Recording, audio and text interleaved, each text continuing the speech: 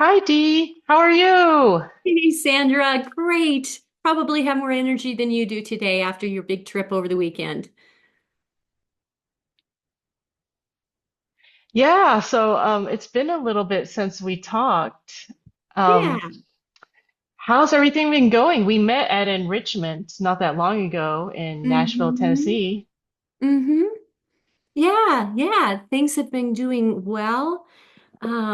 Yeah, I've been just working on growing my business so I can get out there and work with more people.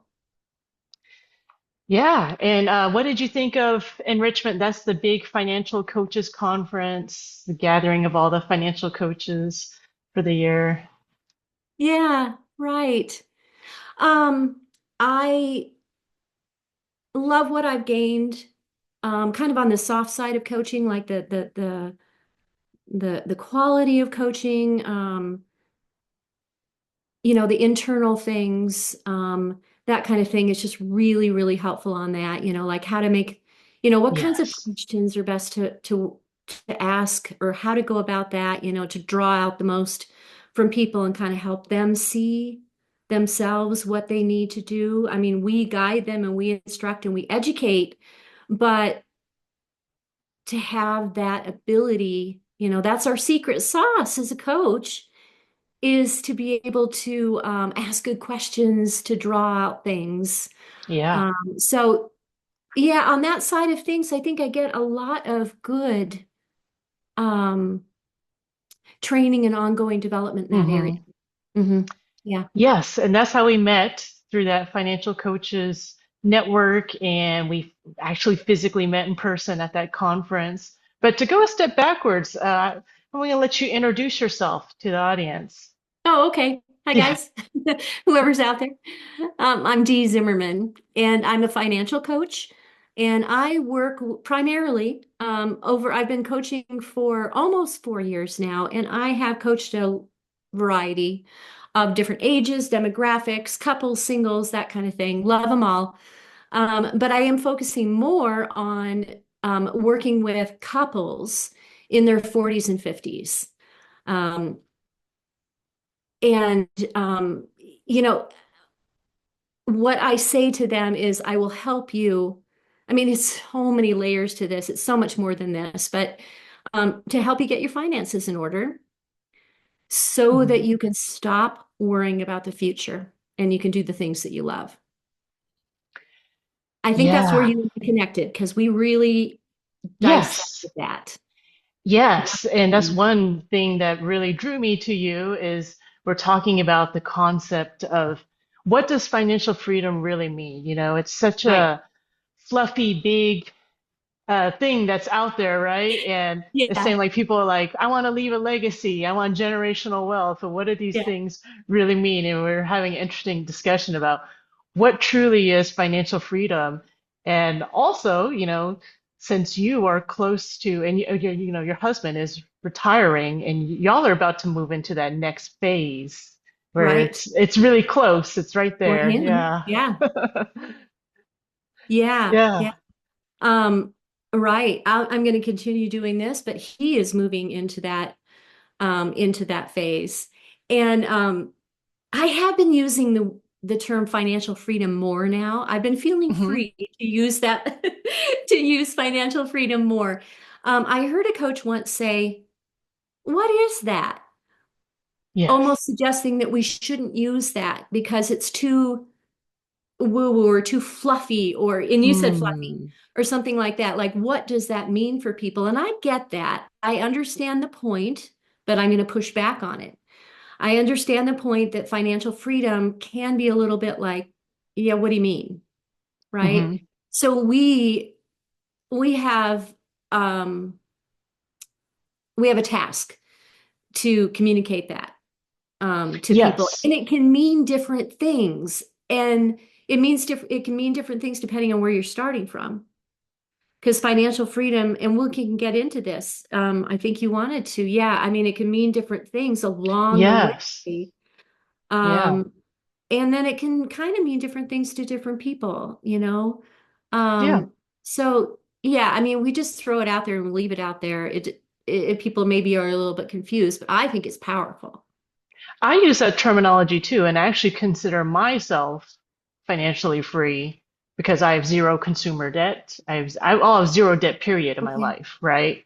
Uh-huh. So I'm not quite at the where I'm going to retire and live off my nest egg phase, but Hmm. I consider myself free from any debt or payment beyond my bills and living expenses. So Okay. That's a yeah, financial freedom. I mean, it may not be that like if you Google it, ultimate financial freedom is when you have enough savings to live off of for the rest of your life. I translate that into you don't have to work if you don't want to. You certainly can, but work is now a choice. It's not a must. So that's the yeah. like ultimate financial freedom, but absolutely there are steps along the way that we Because free ourselves technically, from yeah, and start to technically feel you it. are, you and your husband, but you're Yeah. still going to choose to work on your Right. business in this next phase, Right. right? Right. Right. Right. It will help and allow us to have additional freedom. We would be able to um have that financial freedom, that ultimate financial freedom, were I not to coach. Yeah. This is, yeah, this combine, this But is you don't have to, fulfilling. Yeah, I right? don't You have don't to. have to financially. It's Don't just have to you're choosing financially. to. I think that's Yeah. another distinction too. When you're choosing what work you want to do, Yeah. and it's not necessarily salary or income driven, right? It's you're choosing the Right. work you want to do. It may be a reduction in pay, or or it's certainly certainly there are financial coaches out there making lots and lots of money, but some aren't, or they're more the average or the median, right? So I don't Yeah. think people go into it for the money, Right. right?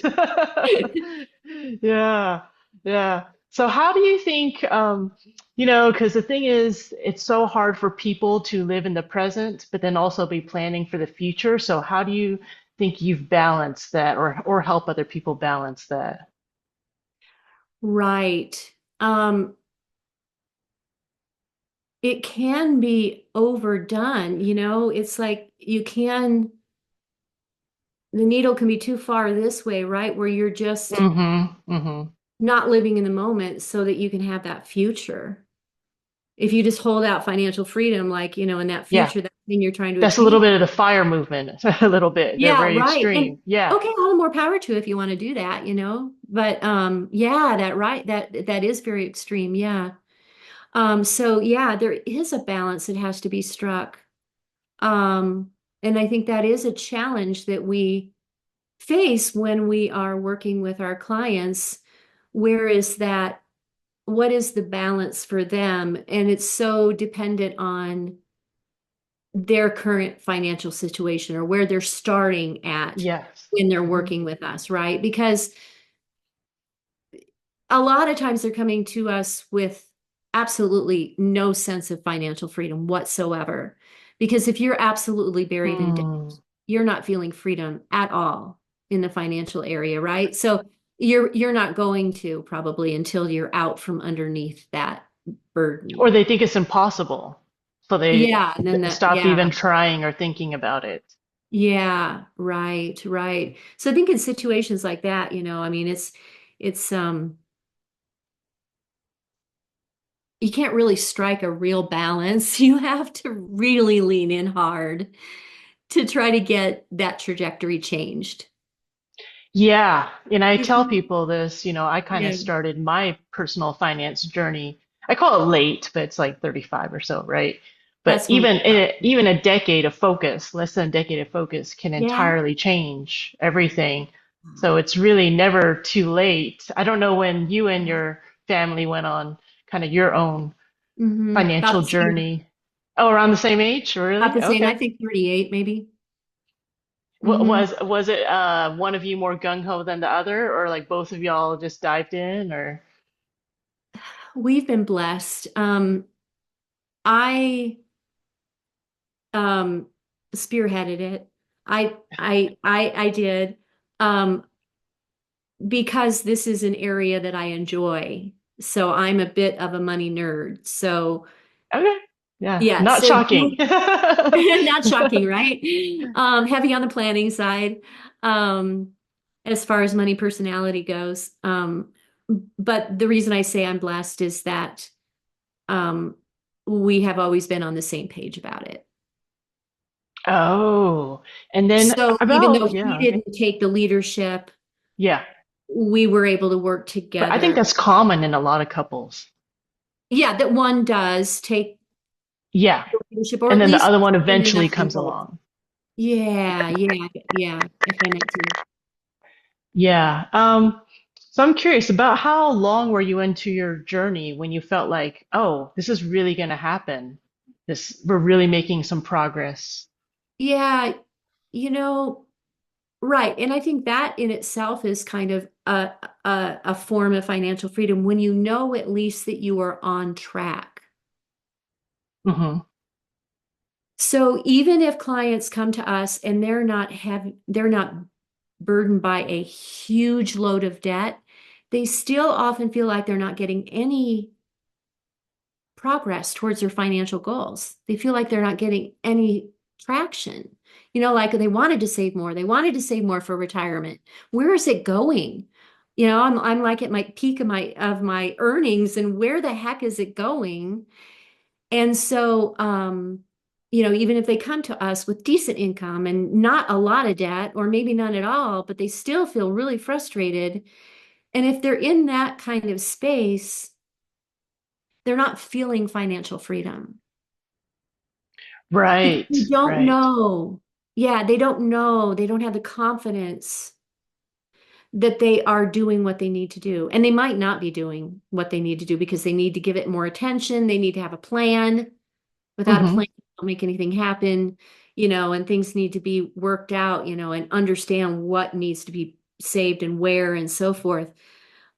And so until you kind of have, I mean, once you get that, once you have like, you know what you're doing, you have a plan and you've got a systems for doing it, then I think even though you haven't gotten to that ultimate financial freedom, I think you feel financial freedom, Yeah, exactly. You have a plan and a date, and it's funny. Sometimes I'll be confidence. talking with someone and they'll say, like, I've been doing, um, this plan, this financial plan for 20 years, and I'm finally getting to where I have an emergency fund. I'm like, 20 years? Like, shouldn't Oh, take that. Like, they feel like yeah. they're on a plan, but sometimes they don't have that outside insight telling them, like, oh, it shouldn't take decades to, like, Yeah. get that emergency fund and Right. all that.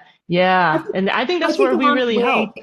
yeah, to answer your question, I remembered your question initially for like for us, and I think that me being the planner, you know, I got a lot of my own education on finances and retirement planning too. Feel very comfortable in that arena. And so I think through all of that education and the you know, planning and forecasting and making projections and things like that. Yeah, somewhere along the line, I mean, I would say, you know, maybe a decade after that, you know, maybe 48 or Hmm. something like that, you know, felt like I could kind of see it more and then could test it and see are we doing what we need to do? Yeah. Yeah. Yeah.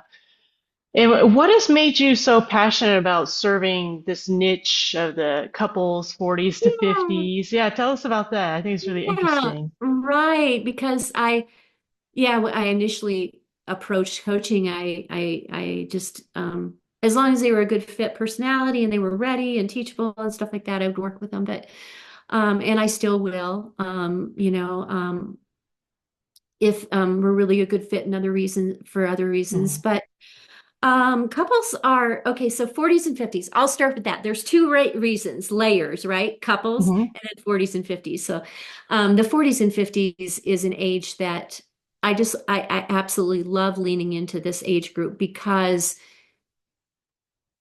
people who are in these age groups, they have lived life. They have experienced a Mm. life. They have had a lot of great things happen in their lives, but there's also been a lot of hardships. It is just life. and it comes in different shapes and forms, right? But Yeah. they have, and that shapes us, that makes who we are. So we have a much better, at that point in life, we have a much better idea of who we are and what is important to us. And so it's really great to Mm. step in at this time in their life and say, hey, let's take care of your finances so that that can be aligned with what's important in your life. I don't want it to be in the way. I want you to have that financial freedom so that you can live life the way that you want to live, that you can do the things that are most important to you. And I think that they have a stronger sense of that.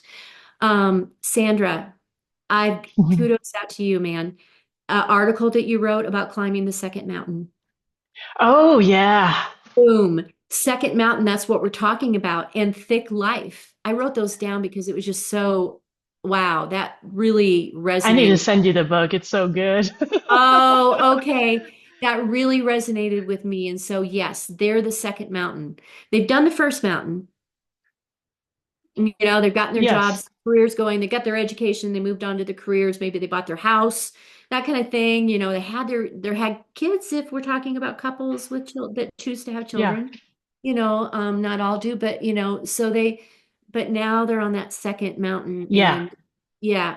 And this is the other thing I think about that age group. I think they're more realistic in their dreams and goals. They Oh, realize they probably didn't take care of their finances. They're not going to be like, well, I wouldn't say not, but they're not going to be like that very optimistic 20 something that's like, I want a horse farm, or something, or like, not that they can't have it because they could in yeah. their 20s if they manage their money Uh-huh. well, but Uh-huh. it's not really like, they might not have the most pie in the sky dreams. It's more like, yeah, I'd like to send my kid to college and pay for their wedding. Like things like more Right. tangible, practical things. I would like to That's retire at true. such and such age, and I know I'm not going to have Mhm. maybe $1 million nest egg, but I want to go into it as smoothly as I can or something, Yeah. right? But I do like to also talk to them about what what they'd like that life to look like. Ramit Sethi puts it like this, your rich life. What is Oh, your I rich? love his content. Yeah, I Yes. love that.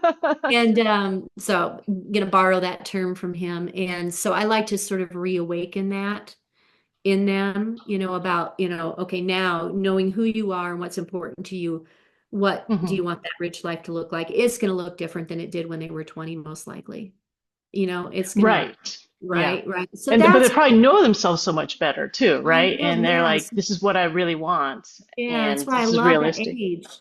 And then the couples are just really interesting because of the dynamics. I mean, how often are both the same money personality? I No. know. Very different relationship with money, very different money history.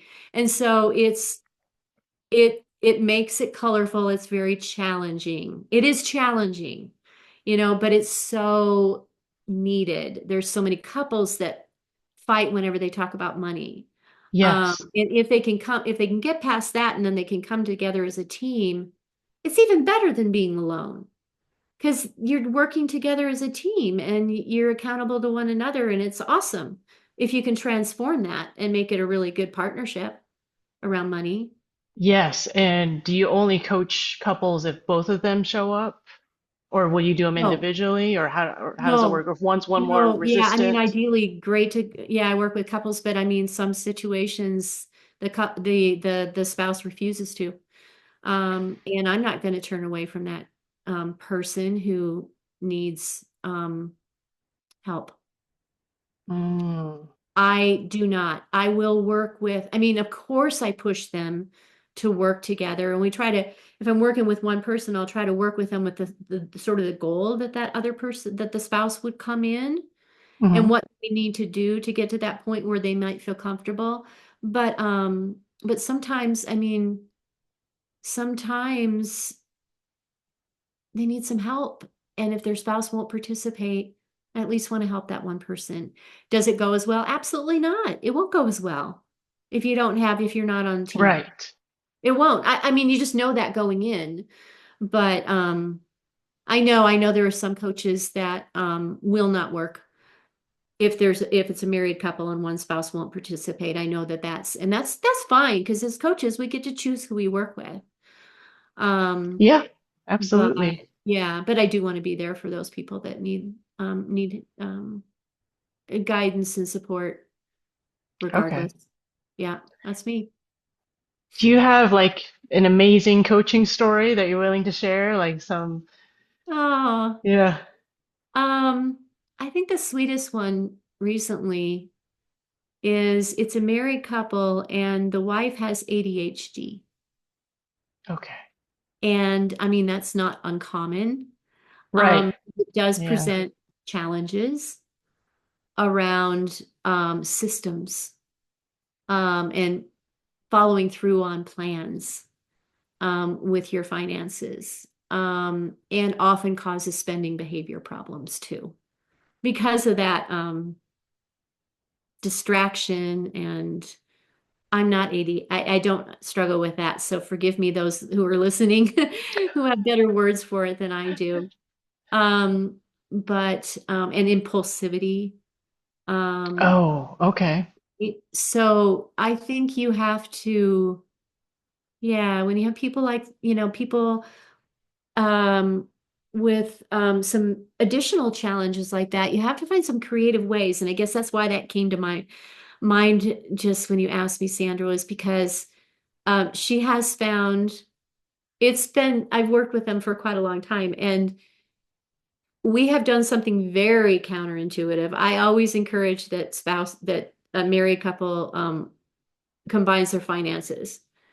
And Right. they still are combined for the most part, but she has found some solutions, and I give her most of the credit, not me.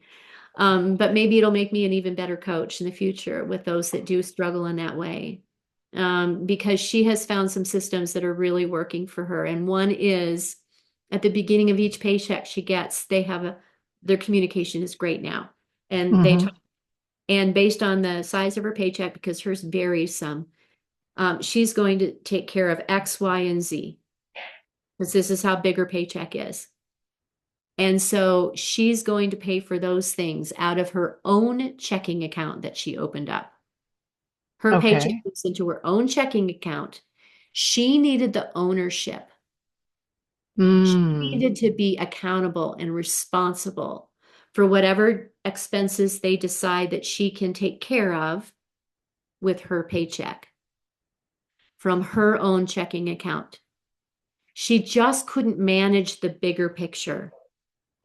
It had to be much clearer, much more concrete for her. And then she also has all these cute, wonderful ways of tracking her money on Oh, paper okay. with stickers and things that make her happy and that give her the dopamine hit that she needs when she's Mhm. managing her finances. And it's working. Wow. That's So amazing. yeah, I just think it's an example of one size doesn't fit all. We have to really work with the uniqueness of our clients and Yeah. what they need and what works best for them. Mm. Yeah. Okay. Yeah, that's really cool. And to me, that's one of the huge benefits of personalized one-on-one financial coaching. We can work with Oh, people and figure yeah. out what works with them, the little nuances, rather than they get some plan off the internet or something. And that's more for the Mm, masses and it works for some people. And I think that's why a lot of that stuff fails for certain people. mhm. That's a really good point. The one-on-one has that. Yeah, Right. that's the strength and the Because they could private. go watch some YouTube stuff and it might work for some Yeah. people, but then it doesn't work for others. And it's those little things because some Yeah. people just, it works for them. And it, like, for instance, for me, the cash envelopes has never really worked for me. I've Mhm. tried it and I don't really feel like I spend less money. So it's just like psychologically, Mhm. it just doesn't work. So Same I for know that me. about myself because I've tried it, but Yeah. for other people, it's wonderful to have the Uh-huh. physical cash in the envelopes and that's all they can spend in Yeah. certain categories. And yeah. Yeah. Yeah, same for me. It's enough for me to have a digital cash envelope, so to speak, whenever you have a spending category and it's planned. Yes. the envelope in and of itself, and that's enough for me. And I get a dopamine hit from, monitoring my cash flow in an app. Mm. Yeah, that works for me. It doesn't work for everybody. Yeah, it's what Yeah. works for people. Yeah. Yeah. Yeah. So this next phase of life that, even though technically you're not retiring, you kind of Yeah. are through your husband and your family, Yeah, he right? was So, the major breadwinner. We raised three kids, so I was kind of doing this and doing that and off and on and so forth. yeah. But how do you see like Oh, money or your attitude about finances changing in this different phase, or is it just gonna be status quo the um, same, kind of how you've been managing it now, or I have to tell you, I have a little bit of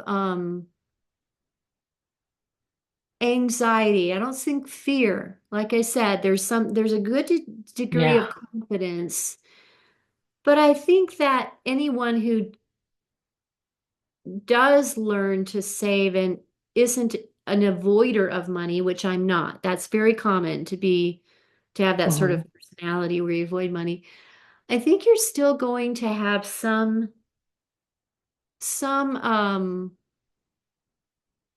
uneasiness because it's new territory, right? Yeah, Like it's a big it's change. yeah, it's Yeah. supposed to work. It works on paper. Yeah.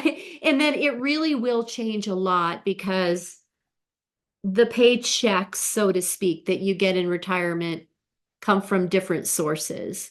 We won't be Right. starting Social Security, but so, what you get from Social Security is, Yeah. adds to your paycheck. What you might get from a pension, we don't. What you get from your different sources of retirement savings. And there's new things to consider, like what is the um, order of withdrawals from your different accounts? Like Yeah. what's the strategic tax approach to, where you take your money from your nest egg? So there's new things to consider, and healthcare through the marketplace. That's because we have Yeah. a gap here, because it's 62 that he's retiring and Medicare doesn't start till 65. And then how Medicare premiums are impacted by your AGI. It's a 2-year look back. There is a lot of different layers and complexity to sort of managing that in the right way, and Yeah. taking your paycheck from different sources. Oh, I like that. That is true. Now the Very paycheck's coming from different. you instead of an employer, and it feels different. And Yeah.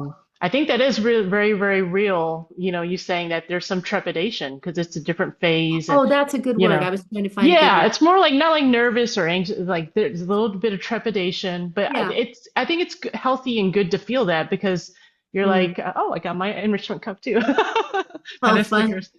Yeah, but yeah, it's a new and different phase, and you have to figure things out. And it's not that you're not prepared. You can feel like you're prepared with numbers and look at all your accounts and all that, Uh-huh. but it's just you don't know what you don't know, right? And but the great thing is, as you move more into that phase, you'll be even a better financial coach for people getting close to that or going into that because you'll have calculated, looked into all those things, Right. figured out a lot of that stuff, and That's yeah, true. Right. Yeah, and it is going through this journey of getting my husband ready for retirement. That makes me well equipped to coach clients in preparing for that as well. But like you said, now I'll cross over to that side and probably learn even more things that I don't know. Right. You're right. yeah. Yeah, yeah. So it will change quite a bit. Hmm. Well, we're ending now, and I just want to Okay. give you a chance to let everyone know where you're active or how they can find you, and if you have Okay. anything to offer. Thank you. Yeah, thanks for the opportunity. I think the best place to find me is on my website, which is the initial D, zimmermanfinance.com. You can also find me on LinkedIn and you could navigate from there too. But if you go to my website, you can find out a lot about what I do, a little bit about who I am, and different services that I have. And so I do primarily do private coaching. I've got some group coaching classes. And what I could offer you, always there's free discovery calls. Okay. Mhm. Always, because how do you know to step into coaching unless you have an opportunity to visit and know if we're a good fit and kind of learn and experience what coaching feels like. So Yeah. I like to offer that. I also have, though, what I call a money assessment. Um, and that's just sort of a deep dive single session opportunity, and it's a very low cost.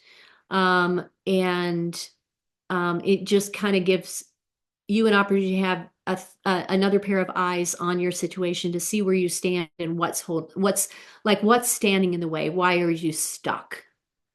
So Oh, okay. that would be something that, you all might want to consider. There's the free discovery call, or there's also the low cost money assessment. Okay. And Yeah. I'll drop that stuff in the links just in case people want to find it. But Okay. thank you Thank so you. much for Yeah, being it was a on pleasure. here. We could talk about this stuff forever. It'd be great.